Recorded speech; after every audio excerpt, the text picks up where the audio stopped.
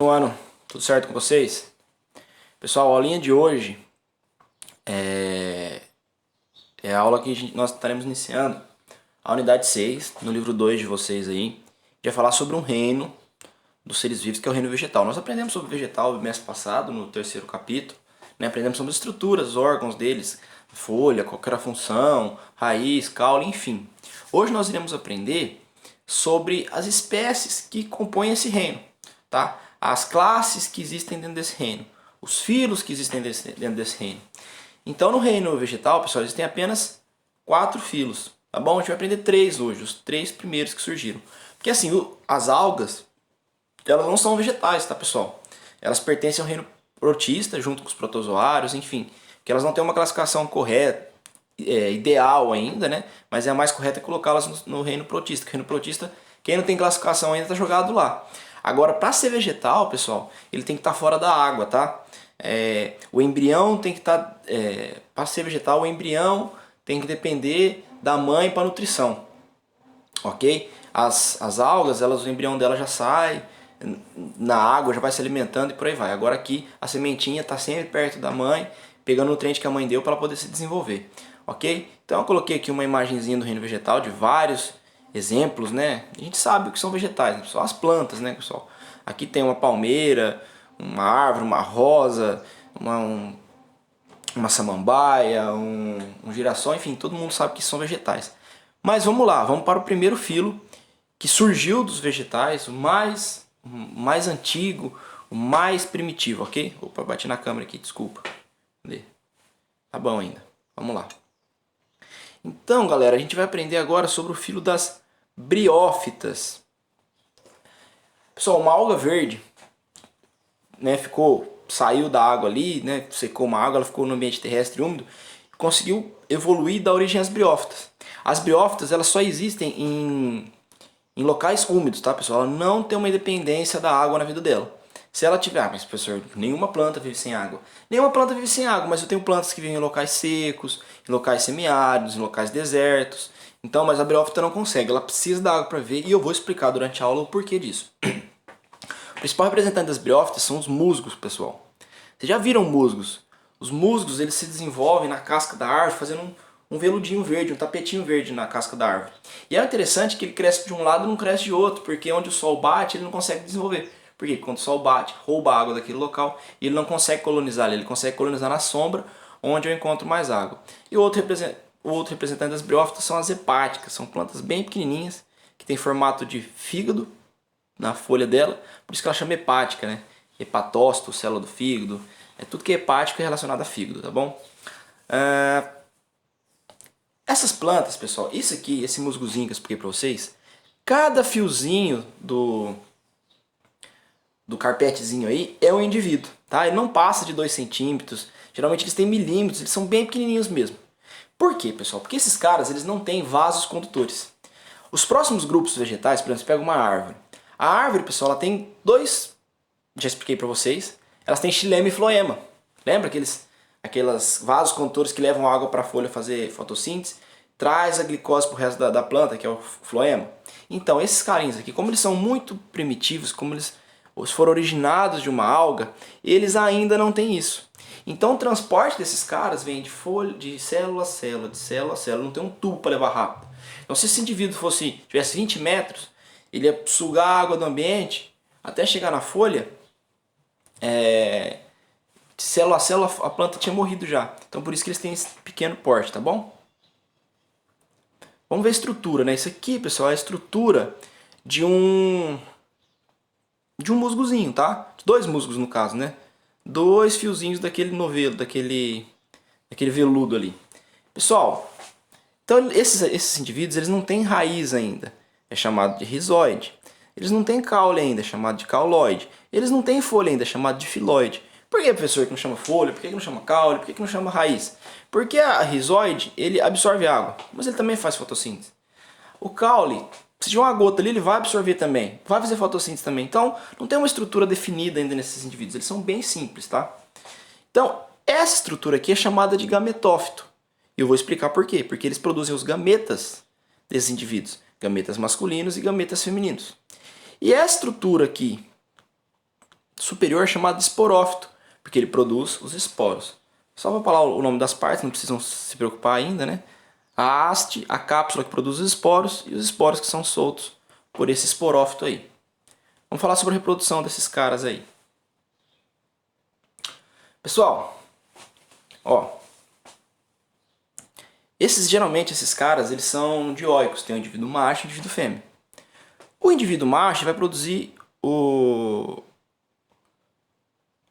gameta masculino, que é chamado de anterozoide, não é espermatozoide, hein? Anterozoide aqui das briófitas. E a fêmea vai produzir o gameta feminino, que nos vegetais, pessoal, o gameta feminino não chama óvulo, chama oosfera, tá bom? Tá escrito aí. Então, pessoal, esse anterozoide ele é ciliado, ele vai se desprender do macho e vai ter que chegar na oosfera. Mas como que ele chega na oosfera? Pessoal, ele só vai conseguir chegar na oosfera se entre esses dois indivíduos eu tiver água, uma gota d'água, umidade, para que esse anterozoide consiga nadar até a oosfera. Por isso que esses caras não têm dependência da água. Se não tiver água, eles não conseguem reproduzir. E eles vêm a morrer, eles não conseguem proliferar naquele local. Então, por isso que eles só vivem em ambiente extremamente úmido, tá, pessoal? É perto de rios, locais sombreados, locais que chove muito, local seco, não existe nenhum tipo de briófita. Show de bola? Quando ocorre a fecundação, pessoal, a fecundação, né, esse novo indivíduo, né, anterozoide, osfera, vai surgir uma estrutura chamada esporófito, pessoal. Olha lá, ó, o embriãozinho vai dar origem ao esporófitozinho. O esporófitozinho vai soltar os esporos, esses esporos vão cair no ambiente e se tiver condições ideais, a água, nutriente, vai dar origem a novos indivíduos de briófita. Show de bola? Então aqui no macho, pessoal, o macho nunca vai ter esporófito, porque o esporófito cresce na fêmea, tá bom? Então o esporófito ele é dependente do gametófito, show de bola? Porque como é que se eu tirar esse esporófito daqui, o gametófito que dá comida, leva nutriente, leva água para o esporófito. Se eu tirar o esporófito daqui, ele vai morrer, não vai dar origem a novos indivíduos. Então um anterozoide, uma oosfera dá origem a vários indivíduos. Tem as vegetais, pessoal, por incrível que pareça, eles têm duas formas de vida, tá bom? O esporófito e o gametófito. Aqui o gametófito é o mais complexo, ele é mais duradouro, o esporófito mais simples e passageiro. A gente vai aprender agora sobre o próximo filo, que é o das pteridófitas. Vocês vão perceber que na evolução das briófitas para as pteridófitas, eu tive uma troca dos gametófitos pelos esporófitos. Aqui o gametófito é complexo e duradouro e o esporófito passageiro e simples. Quando eu passo para a pteridófita na evolução, isso mudou. Lá, o esporófito dura bastante, é complexo pra caramba, e o gametófito dura bem pouquinho e é bem simples. Vocês vão ver. E aí isso vai mudar para sempre, tá? Nos próximos filos vegetais, o esporófito ele é o maior, ele é mais complexo e bem mais duradouro, ok? Bom, então vamos falar sobre as pteridófitas, né? Então as briófitas evoluíram, deram origem às pteridófitas. Quem são os principais representantes das pteridófitas? Ó, a samambaia da vovó, lá no jardim da vovó, beleza? Show de bola? Alguém já viu uma samambaia aí? Vocês percebem que na folha da samambaia ela é cheia de pontinhos pretos embaixo, são chamados de soros. Aquelas estruturas soltam os esporos dessa pteridófita. Então isso aqui que a gente está vendo, pessoal, é o esporófito. Esse dura bastante, esse é bem complexo, o gametófito vocês vão ver que é bem simplesinho. Tem outro representante das pteridófitas, são as avencas, tá? Que é uma plantinha de jardim também, bem pequenininha, com folhinhas normais, mas debaixo dela tem os sorozinhos, aqueles pontinhos pretos, então você sabe que ela é uma pteridófita. Cavalinha, pessoal, é essa plantinha que ela parece, não é bambu, tá, pessoal? Ela é bem pequenininha, ela dá na beira de córregos, tá bom? Também é um representante das pteridófitas. Isso aqui, pessoal, aqui nas pteridófitas, elas começam a ser vasculares, elas começam a ter xilema e floema. Por isso que elas conseguem ter um tamanho maior. Mas as pteridófitas, como uma de suas características, é não ter grande tamanho. Não é desenvolvido muito ainda esse xilema e esse floema. Só que esse indivíduo pode ter indivíduos grandes, como o samambaia-açu. Tem duas espécies de samambaias brasileiras que são grandes, tá? Podem chegar a essa altura aqui, 2 metros, 3 metros de altura. O interessante desse indivíduo aí, pessoal, é que o caule dele ele já começa a ter raiz, já começa a ter caule, já começa a ter folha, tá bom? Já evoluiu das briófitas. Mas o caule desses caras ele é subterrâneo e horizontal. né? Por exemplo, aqui, você tá vendo o caule desse cara? Não tá. O caule dele tá debaixo do vaso aqui, de forma horizontal. Um caule tipo rizoma, tá? Ô, professor, mas essa mambaia sua que eu tô vendo o caule dela, pô. Olha o caule dela aqui. Não, pessoal, isso não são caules.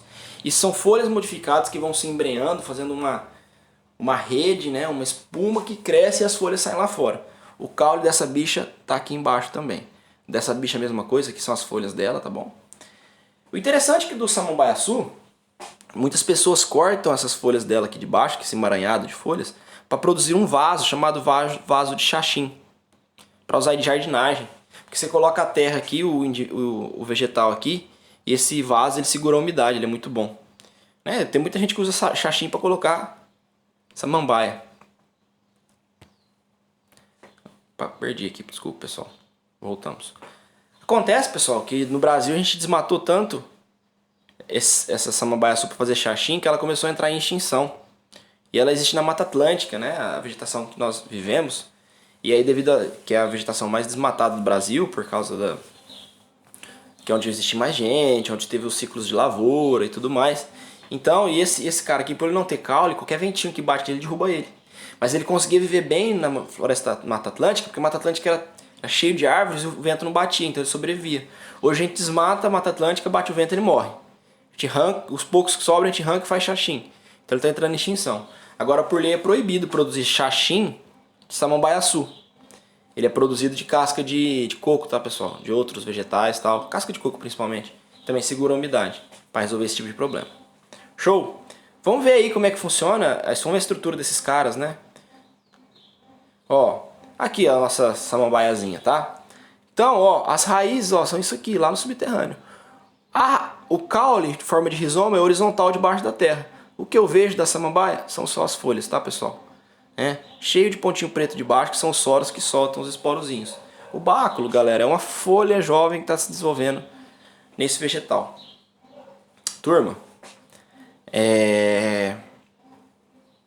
essa estrutura que a gente enxerga é o esporófito, tá bom? Ah, professor, o gametófito, cadê ele? Vou mostrar pra vocês.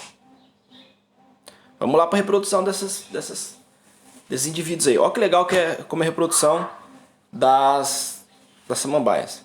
A folha lá é o esporófito. Debaixo da folha tem os soros, esses pontinhos pretos. O soro se abre e libera os esporos. Vários esporos caem no solo. Um esporozinho que tiver em contato com o solo, que tiver nutriente, que tiver umidade, ele desenvolve um novo indivíduo. Um indivíduo de 2 centímetros, mais ou menos, bem pequenininho, chamado gametófito. Difícil de ser encontrado, tá, pessoal? Se quiser na casa da sua vovó aí, ó, ela tem uma samambaia lá, você olha no vaso dela, no vaso da samambaia, se tiver sendo umas folhinhas bem pequenininhas no chão assim, ó, é o gametófitozinho, tá? É esse cara que vai produzir o gameta. Ele tem as raizinhas dele e tal. Só que esse gametófito, que doideira. Ele é hermafrodita. Ele produz tanto o anterozoide masculino como a oosfera feminina. Aí ele solta o anterozoide.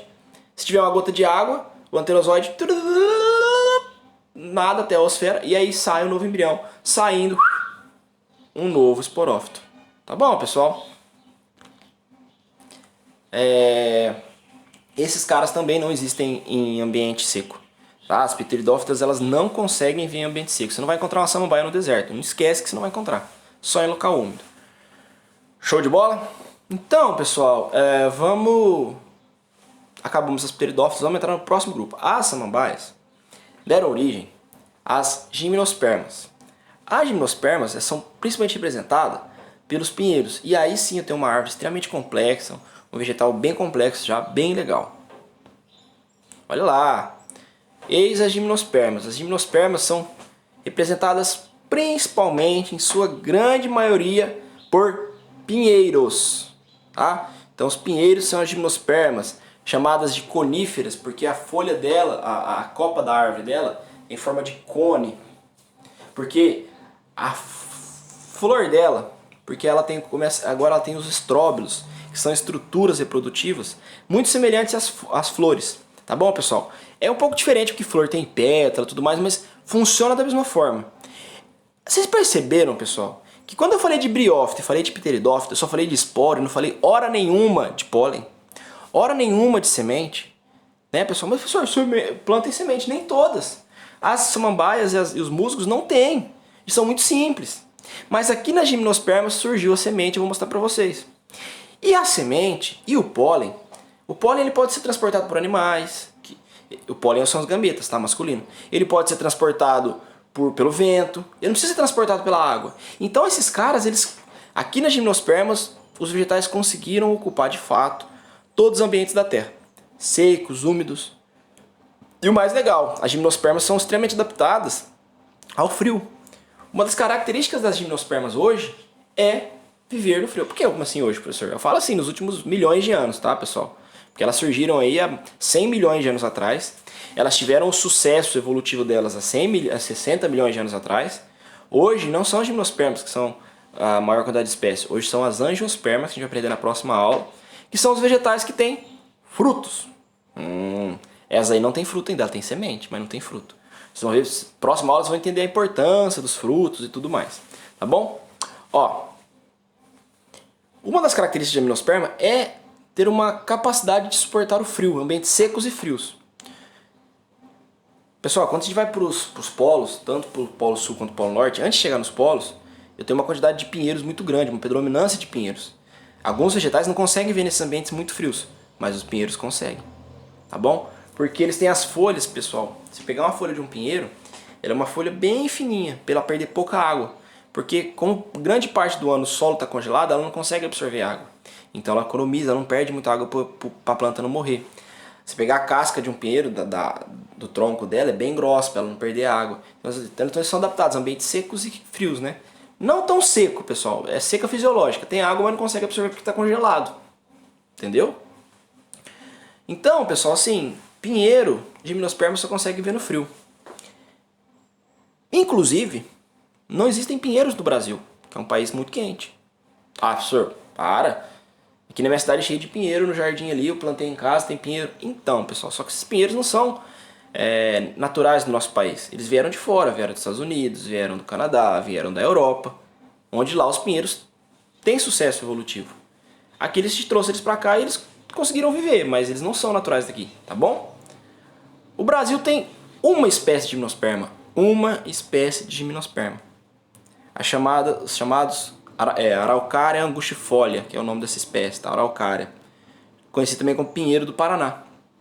Lá no Paraná a gente tem um clima subtropical, não é subtropical, não é tropical e nem temperado de frio, assim, ele é quase um pouco menos quente. E aí tem uma espécie que consegue viver, que é o pinheiro do Paraná. Tem no Rio Grande do Sul, tem em Campos do Jordão essa espécie, porque o Campos do Jordão é alto e aí faz mais frio, ela consegue viver, tá bom? Outra espécie de gimnosperma são as cicadófitas, que são esses palmeirinhos aqui que tem em jardim, geralmente não é uma palmeira, tá, pessoal? Que tem em jardim, a gente trouxe também, ela é da Ásia, tá? E aí ela produz, vocês já viram aquelas pinhas que a gente põe na árvore de Natal? Aquilo que é a folha feminina dos pinheiros. Ela tem uma parecida no meio dela, é amarela, mais grande, mas tem o mesmo formato, aquele formato ogival assim, tá?